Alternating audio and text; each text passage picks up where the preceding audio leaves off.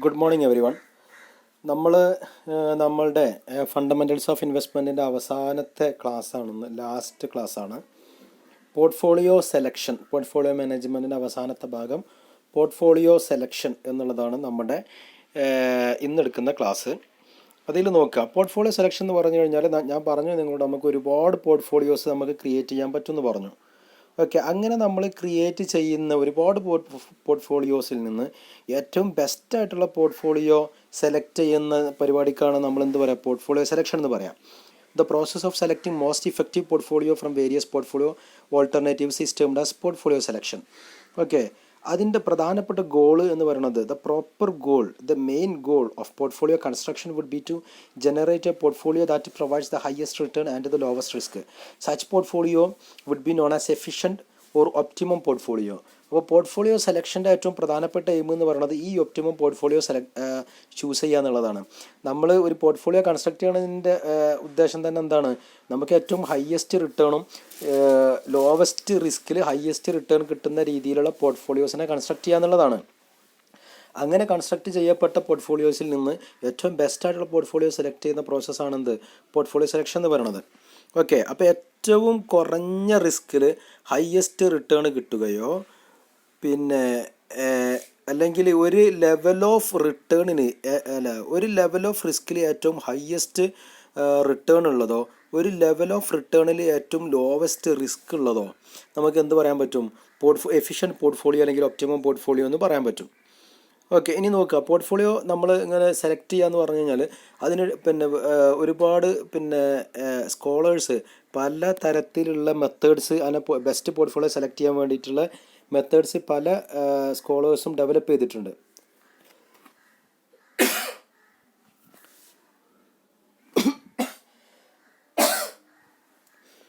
അപ്പോൾ നമ്മൾ പ്രധാനപ്പെട്ട മോഡൽസുകൾ നോക്കുക.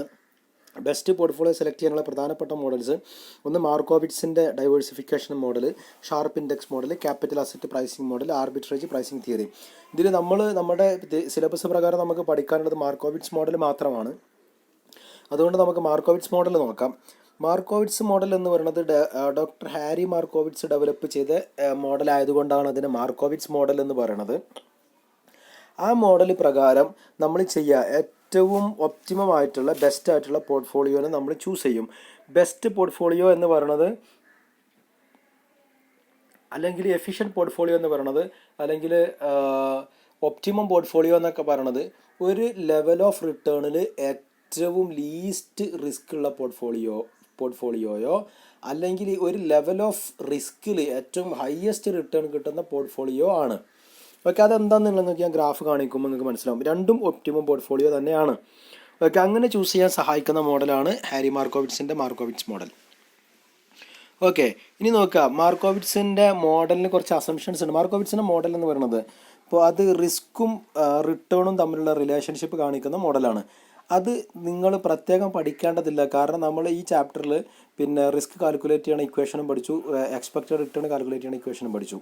ഇപ്പോൾ നമ്മൾ നേരത്തെ ഒരു കോവേരിയൻസും വേരിയൻസും ഒക്കെ കോവേരിയൻസും അല്ലെങ്കിൽ കൊറിലേഷൻ ഒക്കെ വെച്ചിട്ടുള്ള ഒരു root SD² 1 W² 1 plus SD² 2 W² 2 എന്ന് പറഞ്ഞിട്ട് നമ്മളൊരു ഇക്വേഷൻ പഠിച്ചില്ലേ, +2 × കോവേരിയൻസ് എന്നൊക്കെ പറഞ്ഞിട്ടൊരു ഇക്വേഷൻ പഠിച്ചില്ലേ. ആ ഇക്വേഷനാണ് നമ്മൾ മാർക്കോവിറ്റ്സിൻ്റെ മോഡൽ എന്ന് പറയുന്നത്. അതിൽ റിസ്ക്കും റിട്ടേണും തമ്മിലുള്ള റിലേഷൻഷിപ്പ് കാണിക്കുന്ന മോഡലാണത്. അത് റിസ്ക് കാൽക്കുലേറ്റ് ചെയ്യണതും അതേപോലെ എക്സ്പെക്റ്റഡ് റിട്ടേൺ കാൽക്കുലേറ്റ് ചെയ്യണ മോഡലും. അപ്പോൾ അതാണ് ഹാരി മാർക്കോവിറ്റ്സിൻ്റെ മോഡൽ എന്ന് പറയുന്നത്. അതാണ് നമ്മൾ നേരത്തെ പ്രോബ്ലം ഒക്കെ ചെയ്യാൻ പഠിച്ചത്. ഓക്കെ, അപ്പോൾ അതിൻ്റെ അസംഷൻസ് നോക്കുക.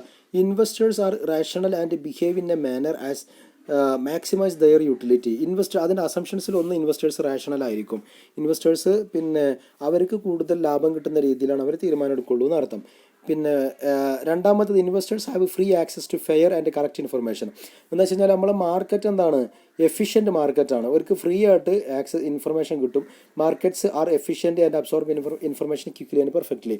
മാർക്കറ്റ് സ്ട്രോങ്ലി എഫിഷ്യൻ്റ് ആയിട്ടുള്ള മാർക്കറ്റാണ്. ഈ എഫിഷ്യൻറ്റ് മാർക്കറ്റ് ഹൈപ്പോത്തീസിസ് നമ്മൾ മുമ്പ് പഠിച്ചതാണ്. അപ്പോൾ അതിൽ സ്ട്രോങ് എഫിഷ്യൻസി ഉള്ള മാർക്കറ്റാണെന്ത് ആണെന്നുള്ളത് ഒരു അസംഷനാണ്. Then investors are risk averse. Investors risk കുറക്കാനാണ് എപ്പോഴും ശ്രമിക്കുക. Investors decisions are based on expected return and standard deviation. ഇൻവെസ്റ്റേഴ്സിൻ്റെ ഡിസിഷൻ എന്ന് പറയുന്നത് എക്സ്പെക്റ്റഡ് റിട്ടേണും അതുപോലെ സ്റ്റാൻഡേർഡ് ഡീവിയേഷൻ്റെയും ബേസിലായിരിക്കും എന്നർത്ഥം. ഓക്കെ, ഇതൊക്കെയാണ് എന്ത് അസംഷൻസ്. അപ്പോൾ എക്സ്പെക്റ്റഡ് റിട്ടേണും നമ്മുടെ സ്റ്റാൻഡേർഡ് ഡീവിയേഷനും തമ്മിൽ അത് രണ്ടും കൂടെ നോക്കിയിട്ട് ഒരു തീരുമാനം എടുക്കുന്നതാണ് മാർക്കോവിറ്റ്സിൻ്റെ മോഡൽ എന്ന് പറയുന്നത്. ഇതിൽ നമ്മൾ ആ മോഡൽ നമ്മൾ സാധാരണ ഉപയോഗിക്കണം, നിങ്ങൾക്ക് അറിയാം നമ്മൾ എന്തൊക്കെയാണ് ആ മോഡൽസിൽ ഉപയോഗിച്ചതെന്നുള്ളത്. Expected return, standard deviation, variance, covariance, ഒരു കൊറിലേഷൻ, ഇത്രയും കാര്യങ്ങളാണ് നമ്മൾ അതിൻ്റെ അകത്ത് ഉപയോഗിക്കുന്ന കാര്യങ്ങൾ. ഓക്കെ, ഇനി അതിൻ്റെ റിയൽ കോൺസെപ്റ്റ് എന്താണെന്ന് വെച്ച് കഴിഞ്ഞാൽ മാർക്കോവിറ്റ്സ് മോഡൽ, ഇങ്ങോട്ട് what you mean by Markowitz model എന്ന് പറഞ്ഞു കഴിഞ്ഞാൽ നിങ്ങൾ എഴുതേണ്ടത് ഈ 2-3 പാരഗ്രാഫിൽ നമ്മൾ പറഞ്ഞിട്ടുള്ള കാര്യങ്ങളാണ് നിങ്ങൾ എക്സ്പ്ലെയിൻ ചെയ്യേണ്ടത്. Markowitz started with the idea of risk aversion of average investors and their desire to maximize the expected return. അതാണ് അതിൻ്റെ reason. Then his model is thus the theoretical framework for analysis of risk and return and their relationship. ഇതാണ് മാർക്കോവിറ്റ്സ് model എന്ന് പറയുന്നത്. It's A relationship between theoretical framework for the analysis of risk and return and their relationship. He used statistical analysis to measurement of risk and mathematical programming for selection of assets in the portfolio in an efficient manner. Okay. ഇനി മാർക്കോവിറ്റ്സിൻ്റെ മോഡലിൽ ഉള്ള അതിൻ്റെ steps എന്താണെന്ന് വെച്ച് കഴിഞ്ഞാൽ determine the amount of money or wealth available for the investment, identify the individuals security, നമ്മൾ ആ പോർട്ട്ഫോളിയോൻ്റെ സ്റ്റെപ്സുകളിൽ പറഞ്ഞതുപോലെ. Then identify all the possible proportions of individual security, നമുക്ക് ഓരോന്നിലും എത്ര ഇൻവെസ്റ്റ് ചെയ്യാൻ പറ്റും എന്നുള്ളതിൻ്റെ പ്രൊപ്പോർഷൻ ഐഡൻറ്റിഫൈ ചെയ്യുക. ദെൻ കാൽക്കുലേറ്റ് എക്സ്പെക്റ്റഡ് റിട്ടേൺ, അതുപോലെ സ്റ്റാൻഡേർഡ് ഡീവിയേഷൻ അല്ലെങ്കിൽ റിസ്ക് കാൽക്കുലേറ്റ് ചെയ്യുക of all constructed portfolios. Plot the standard deviation of every portfolio on X axis and there corresponding expected return on Y axis. ഇതാണ് Markowitz മോഡലിൽ ഏറ്റവും final ആയിട്ടുള്ളത്. കാരണം നമ്മൾ കുറേ പോർട്ട്ഫോളിയോസ് നമ്മൾ നേരത്തെ പറഞ്ഞ 2 ഇക്വേഷൻസ് ഉണ്ടല്ലോ, എക്സ്പെക്റ്റഡ് റിട്ടേൺ കാൽക്കുലേറ്റ് ചെയ്യുന്ന ഇക്വേഷനും അതുപോലെ റിസ്ക് കാൽക്കുലേറ്റ് ചെയ്യുന്ന ഇക്വേഷനും. അത് നമ്മൾ നേരത്തെ പഠിച്ചതാണ്. നമ്മൾ ഒരുപാട് പ്രോബ്ലംസ് ഒക്കെ അതിൻ്റെ അകത്ത് ചെയ്തു. പോർട്ട്ഫോളിയോൻ്റെ റിസ്ക് കാൽക്കുലേറ്റ് ചെയ്യണതും പോർട്ട്ഫോളിയോൻ്റെ എക്സ്പെക്റ്റഡ് റിട്ടേൺ കാൽക്കുലേറ്റ് ചെയ്യണം. ആ 2 ഇക്വേഷൻസ് വെച്ചിട്ട് നമ്മൾ കുറേ പോർട്ട്ഫോളിയോസ് നമ്മളിപ്പോൾ ഓൾറെഡി കൺസ്ട്രക്ട് ചെയ്തെന്ന് വിചാരിച്ചോ. അതിൻ്റെ വെയിറ്റ്, അതിൻ്റെ ഓരോന്നിലും ഓരോ സെക്യൂരിറ്റിയിലും ഇൻവെസ്റ്റ് ചെയ്യുന്ന പ്രൊപ്പോർഷൻ ഇങ്ങനെ മാറ്റിക്കൊണ്ട് പല പോസിബിൾ ആയിട്ടുള്ള പല പോർട്ട്ഫോളിയോസ് നമ്മൾ സെലക്ട് ചെയ്തു. എല്ലാ പോർട്ട്ഫോളിയോക്കും നമ്മൾ ഇതുപോലെ എക്സ്പെക്റ്റഡ് റിട്ടേണും റിസ്ക്കും കാൽക്കുലേറ്റ് ചെയ്തു. എന്നിട്ട് നമ്മൾ അതിനെന്ത് ചെയ്യും, നമ്മളൊരു ഗ്രാഫിൽ പ്ലോട്ട് ചെയ്യും. ആ പ്ലോട്ട് ചെയ്യണ ഗ്രാഫിൽ പ്ലോട്ട് ചെയ്ത് കഴിഞ്ഞാൽ it will be like this. ആ ഗ്രാഫ് ഇതുപോലെയാണ് ഉണ്ടാകുക. ഓക്കെ, എ എന്ന് പറഞ്ഞ പോർട്ട്ഫോളിയോ, ബി എന്ന് പറഞ്ഞ പോർട്ട്ഫോളിയോ, സി എന്ന് പറഞ്ഞ പോർട്ട്ഫോളിയോ, ഡി, ഇ, എഫ്, ഇങ്ങനെ നമ്മൾ ഒരുപാട് പോർട്ട്ഫോളിയോസ് കിട്ടി. അതിൻ്റെ താഴെ ഭാഗം എക്സ് ആക്സിസ് എന്ന് പറയുന്നത് സ്റ്റാൻഡേർഡ് ഡീവിയേഷനും വൈ ആക്സിസ് എന്ന് പറയുന്നത് എക്സ്പെക്റ്റഡ് റിട്ടേണുമാണ്. ക്ലിയർ ആയോ? ഇങ്ങനെ നമ്മുടെ എല്ലാ പോർട്ട്ഫോളിയോസിനും നമ്മൾ ഇപ്പോൾ ഈ എ എന്ന് പറയുന്ന പോർട്ട്ഫോളിയോ, അതൊരു പോർട്ട്ഫോളിയോനെയാണ് കാണിക്കുന്നത്. എ എന്ന് പറഞ്ഞ പോർട്ട്ഫോളിയോൻ്റെ റിസ്ക് 4%, റിട്ടേൺ 8%. അപ്പോൾ നമ്മൾ അത് ഇൻ്റർസെക്റ്റ് ചെയ്യുന്ന പോയിന്റിൽ ഒരു ഒന്ന് ഡോട്ട് ഇട്ടു. അപ്പോൾ അതൊരു പോർട്ട്ഫോളിയോനാണ് കാണിക്കുന്നത്, ഒരു പോർട്ട്ഫോളിയോൻ്റെ റിസ്ക്കും റിട്ടേണാണ് കാണിക്കുന്നത്. അതുപോലെ ഓരോന്നും ഓരോ പോർട്ട്ഫോളിയോൻ്റെ റിസ്ക്കും റിട്ടേണിനെ കാണിക്കുന്ന പോയിന്റ്സുകളാണ്. ആ പോയിന്റ്സുകളൊക്കെ നമ്മളൊരു ലൈന് വെച്ചിട്ട് നമ്മൾ എന്ത് ചെയ്തു, കണക്ട് ചെയ്തു. ഓക്കെ, അപ്പോൾ ഇതാണ് മാർക്കോവിറ്റ്സ് മോഡൽ എന്ന് പറയുന്നത്. അപ്പോൾ മാർക്കോവിറ്റ്സ് ഇതിൽ കാണിക്കണം എന്താണ്, Markowitz shows that the relationship between standard deviation and expected return. ഇനി അതിൻ്റെ ഇക്വേഷൻസ് നമുക്ക് ആവശ്യമില്ലാത്തതുകൊണ്ട് നമ്മൾ പറയണില്ല. ഓക്കെ, ഇനി ഈ ഓരോരോ പോർട്ട്ഫോളിയോസ് നമുക്ക് കമ്പയർ ചെയ്യാൻ പറ്റും. ഇപ്പോൾ എ എന്ന് പറഞ്ഞ പോർട്ട്ഫോളിയോ നോക്കുങ്ങൾ, അതിൽ റിസ്ക് 4%, അതിൻ്റെ റിട്ടേൺ 8%. പക്ഷേ അതേ റിസ്കിൽ 4% റിസ്കിൽ തന്നെയാണ് ഏതുള്ളത്, ഡി എന്ന് പറഞ്ഞ പോർട്ട്ഫോളിയോ ഉള്ളത്. പക്ഷെ അതിൻ്റെ റിട്ടേൺ വളരെ കൂടുതലാണ്. റിട്ടേൺ 10% ഉണ്ട് return. Did you get that? 10% അതിൻ്റെ റിട്ടേൺ ഉള്ളത്. എ എന്ന് പറഞ്ഞതിൻ്റെ റിസ്ക് 4%, ഡി എന്ന് പറഞ്ഞതിൻ്റെ റിസ്ക്കും 4%. പക്ഷേ എ എന്ന് പറഞ്ഞതിൽ എന്തുണ്ട്, 8% റിട്ടേൺ ഉള്ളൂ. പക്ഷേ ഡിക്ക് എത്ര ശതമാനം റിട്ടേൺ ഉണ്ട്, 10% റിട്ടേൺ ഉണ്ട്. അപ്പോൾ ഏത് പോർട്ട്ഫോളിയോ ആണ് അതിൽ ബെറ്റർ? ഡി അല്ലേ ബെറ്റർ? കാരണം അതിൽ ഈ ലെവൽ ഓഫ് റിസ്ക് എന്ന് പറഞ്ഞാൽ 4% ലെവൽ ഓഫ് റിസ്കിൽ ഹയസ്റ്റ് റിട്ടേൺ ഉള്ള പോർട്ട്ഫോളിയോ എന്താണ്, ഡി ആണ്. 2 പോർട്ട്ഫോളിയോസ് ഉണ്ട് 4% ലെവൽ ഓഫ് റിസ്കിൽ, എയും ഡിയും ഉണ്ട്. പക്ഷെ അതിൽ ഹയസ്റ്റ് റിട്ടേൺ ഉള്ളത് ഏതാണ്, ഡി ആണ്. അപ്പോൾ അങ്ങനെ നോക്കുമ്പം അതിൽ ബെറ്റർ ഏതാണ്, ഡി എന്ന് പറഞ്ഞ പോർട്ട്ഫോളിയോ ആണ്. ഇനി ഇ എന്ന് പറഞ്ഞ പോർട്ട്ഫോളിയോക്ക് നമുക്കിനി കറസ്പോണ്ടിങ് വേറെ ഒന്നുമില്ല. അതിൻ്റെ റിസ്ക്കും റിട്ടേണും കണ്ടപ്പോൾ അതിലെന്താണ് റിട്ടേൺ ഹയസ്റ്റ് ഉള്ള പോർട്ട്ഫോളിയോ ആണ്. എഫ് റിസ്ക് അതിനേക്കാളും ഹയസ്റ്റ് ആണ്. അപ്പോൾ എഫും നല്ല ബെസ്റ്റ് പോർട്ട്ഫോളിയോ തന്നെയാണ്, ഇയും ബെസ്റ്റ് പോർട്ട്ഫോളിയോ ആണ്, ഡിയും ബെസ്റ്റ് പോർട്ട്ഫോളിയോ ആണ്. ഇനി സിയും ബിയും കമ്പയർ ചെയ്യുക. സിയും ബിക്കും ഒരേ റിസ്ക്കാണ്, 3.5% റിസ്ക് ഉണ്ട് രണ്ടിനും. പക്ഷേ ഏതിനാ റിട്ടേൺ കൂടുതൽ, സിക്കാണ് റിട്ടേൺ കൂടുതൽ. അപ്പോൾ ബിനേക്കാളും നല്ല പോർട്ട്ഫോളിയോ സി ആണ്. അപ്പോൾ സി ഒരു ബെസ്റ്റ് പോർട്ട്ഫോളിയോ ആണ് when you compare it with B. അതിന് നമുക്ക് എ ആയിട്ട് കമ്പയർ ചെയ്യാൻ കഴിയില്ല. അത് എനേക്കാളും എത്ര, കാരണം അതിന് റിസ്ക് കുറവും റിട്ടേൺ കൂടുതലാണ് എനേക്കാളും. അപ്പോൾ എന്തായാലും നമുക്ക് ഉറപ്പാണ് അതാണ് ബെസ്റ്റ് എന്നുള്ളത്. ഓക്കെ, അപ്പോൾ നമ്മൾ കമ്പയർ ചെയ്യുമ്പോൾ ബീനേക്കാളും ബെസ്റ്റായിട്ട് പോർട്ട്ഫോളിയോ വേറെ ഉണ്ട്. ഇനി സീനെ നമ്മൾ കമ്പയർ ചെയ്യുമ്പോൾ സീനേക്കാളും ബെസ്റ്റായിട്ടുള്ള ഒരു പോർട്ട്ഫോളിയോ നമുക്ക് കാണാൻ കഴിയില്ല. കാരണം എന്താ, സി എന്ന് പറഞ്ഞതിൻ്റെ റിസ്ക്കും 3.5%, റിട്ടേൺ 10% ഉണ്ട്. അപ്പോൾ അതിനേക്കാളും കുറവുള്ളത് എയും ബിയും മാത്രമേ ഉള്ളൂ. അപ്പോൾ എനും ബിയും കമ്പയർ ചെയ്യുമ്പോൾ സി കൂടുതലാണ്. ഇനി ഡീനെ കമ്പയർ ചെയ്യുമ്പോൾ അത് സീനേക്കാളും ബെറ്റർ എന്ന് പറയാൻ കഴിയില്ല. പക്ഷെ അതൊരു ബെറ്റർ പോർട്ട്ഫോളിയോ ആണ്, ബെസ്റ്റ് പോർട്ട്ഫോളിയോ ആണ്. സിയും ബെസ്റ്റ് പോർട്ട്ഫോളിയോ ആണ്, ഒപ്റ്റിമം പോർട്ട്ഫോളിയോ ആണ്. ഡിയും ഒരു ഒപ്റ്റിമം പോർട്ട്ഫോളിയോ ആണ്. ഇയും ഒപ്റ്റിമം പോർട്ട്ഫോളിയോ ആണ്. എഫും ഒപ്റ്റിമം പോർട്ട്ഫോളിയോ ആണ്. കാരണം എന്താ, ഈ സി എന്ന് പറയുന്നത് നമ്മൾ ബാക്കിയുള്ളതിനായിട്ട് കമ്പയർ ചെയ്യുമ്പോൾ സിക്ക് റിസ്ക് കുറവും പിന്നെ റിട്ടേൺ കൂടുതലുണ്ട്. ഡി നോക്കുമ്പം സീനേക്കാളും റിട്ടേൺ ഉണ്ട്, റിസ്ക്കും കൂടുതലുണ്ട് പക്ഷെ റിട്ടേണും കൂടുതലുണ്ട്. അപ്പോൾ സീനേക്കാളും ബെറ്റർ ആണോ അതിനേക്കാളും മോശമാണോ എന്ന് പറയാൻ കഴിയില്ല. റിസ്ക് കൂടുതലാണെങ്കിൽ കൂടി അതിന് റിട്ടേൺ കൂടുതലുണ്ട്. ഇയും അതുപോലെ തന്നെയാണ്. ഓക്കെ, എഫ് അതുപോലെ തന്നെയാണ്. ഇനി നമ്മളുടെ ഈ ഗ്രാഫ്, ഇപ്പോൾ നമ്മളുടെ ഈ ഗ്രാഫ് നമുക്ക് ഇങ്ങോട്ടും പോർട്ട്ഫോളിയോസ് ഉണ്ടെങ്കിൽ, ഇപ്പോൾ ഇങ്ങോട്ടൊക്കെ ഇത് ഉണ്ടെന്ന് കരുതിയോ, ഇപ്പോൾ ഇവിടെ ഒരു പോർട്ട്ഫോളിയോ ഉണ്ട്, ഇവിടെ ഒരു പോർട്ട്ഫോളിയോ ഉണ്ടെങ്കിൽ നമുക്ക് പറയാൻ പറ്റും ഇവിടെ ഉള്ള പോർട്ട്ഫോളിയോനേക്കാളും ഇത് നമ്മൾ പിന്നെ ജി എന്ന് വിചാരിച്ചോ, this is G and this is K, അങ്ങനെ. അപ്പോൾ കെനേക്കാളും ബെറ്ററാണ് ഇ, ജിനേക്കാളും ബെറ്ററാണ് എഫ്, അങ്ങനെ പറയാൻ പറ്റും. അപ്പോൾ എഫും ഇയും ഡിയും സിയും ഒക്കെ ബെസ്റ്റ് പോർട്ട്ഫോളിയോസ് തന്നെയാണ് when you compare these with other portfolios below, അങ്ങനെ കമ്പയർ ചെയ്യുമ്പോൾ. പക്ഷെ ഇത് തമ്മിൽ അങ്ങോട്ടും ഇങ്ങോട്ടും കമ്പയർ ചെയ്യാൻ കഴിയില്ല. കാരണം ഓരോന്നിനും റിസ്ക് കൂടുന്തോറും റിട്ടേണും കൂടുന്നുണ്ട്, അത് തമ്മിൽ കമ്പയർ ചെയ്യാൻ കഴിയില്ല. അതുകൊണ്ട് അപ്പോൾ ഇതിൽ നിന്ന് എ ബി സി ഡി എന്നുള്ളതിൽ ഏതിനെ ചൂസ് ചെയ്യണം എന്നുള്ളത് ഓരോരുത്തരും എത്ര കണ്ട് റിസ്ക് ഏറ്റെടുക്കാൻ തയ്യാറാണെന്നുള്ളതിൻ്റെ അടിസ്ഥാനത്തിലാണ്. അതുകൊണ്ട് ബെസ്റ്റ് പോർട്ട്ഫോളിയോസ് ഉള്ള ഈ ലൈൻ ഉണ്ടല്ലോ, ഈ ലൈനിലല്ല ബെസ്റ്റ് പോർട്ട്ഫോളിയോസ് കാണിക്കുന്നത്, ഒപ്റ്റിമം പോർട്ട്ഫോളിയോസ് കാണിക്കുന്ന ലൈനാണത്. അതുകൊണ്ട് ആ ലൈനിനെ പറയുന്ന പേരാണ് എഫിഷ്യൻറ്റ് ഫ്രണ്ടയർ. ഓക്കെ, എഫിഷ്യൻറ്റ് ഫ്രണ്ടയർ എന്നാണ് അതിനെ നമ്മൾ പറയാം, ബെസ്റ്റ് പോർട്ട്ഫോളിയോസ് കാണിക്കുന്ന ആ ലൈനിനെ. ഓക്കെ, അതിനതിൽ സീൻ്റെയും ഡീൻ്റെ ഇടയിൽ ഒരു പിന്നെ ആ കോർണർ ഭാഗം ഉണ്ടല്ലോ, അത് ഗ്ലോബൽ മിനിമം വേരിയൻസ് എന്നാണ് അതിനെ പറയുക. കാരണം അതിനേക്കാളും കുറഞ്ഞ റിസ്ക് ഉള്ള വേറെ പോർട്ട്ഫോളിയോസിന് ഉണ്ടാവില്ല ആ കോർണർ പോയിന്റിൽ. ഇപ്പോൾ ഈ സീൻ്റെയും ഡീൻ്റെ ഇടയിലുള്ള കോർണർ പോയിന്റ്, പിന്നെ അങ്ങോട്ടില്ലാത്തത് കൊണ്ട് റിസ്ക് എന്ന് പറഞ്ഞു കഴിഞ്ഞാൽ ഈ ഇങ്ങോട്ടല്ലേ വരിക, കുറയാന്ന് പറഞ്ഞു കഴിഞ്ഞാൽ അതിനേക്കാളും കുറവ് പിന്നെ വരുന്നില്ലല്ലോ. പിന്നെ നേരെ ഇവിടുന്ന് ഇങ്ങോട്ട് മേലേക്കല്ലേ പോകണേ, ഇവിടുന്ന് ഇങ്ങോട്ട് വന്നാൽ റിസ്ക് കൂടുക, ഇവിടുന്ന് ഇങ്ങോട്ട് വലിയ റിസ്ക് കൂടുക. കാരണം റിസ്ക് എക്സ് ആക്സിസിലായതുകൊണ്ട് അത് ആ കോർണർ ഉള്ളതാണ് ഏറ്റവും കുറഞ്ഞ റിസ്ക് ഉള്ള പോർട്ട്ഫോളിയോ. അതും എഫിഷ്യൻറ്റ് ഫ്രണ്ടയറിൻ്റെ ഒരു ഭാഗമാണ്. എഫിഷ്യൻറ്റ് ഫ്രണ്ടയർ തുടങ്ങൽ അവിടെ നിന്നായിരിക്കും, ആ പോയിന്റിലുള്ള പോർട്ട്ഫോളിയോയിലായിരിക്കും എഫിഷ്യൻറ്റ് ഫ്രണ്ടയർ തുടങ്ങുക. മനസ്സിലായ നിങ്ങൾക്ക്? അത് ഗ്ലോബൽ മിനിമം വേരിയൻസ്. ഇനി ഇതിൻ്റെ കുറച്ച് ടേംസുകൾ നിങ്ങൾ നോക്കുക. ഈ പറഞ്ഞതിൻ്റെ അകത്ത് നമ്മൾ ഉപയോഗിക്കുന്ന ടേംസുകളാണ്. ഒന്ന്, feasible set of portfolio. It is the set of portfolio containing the possible combination of number of securities.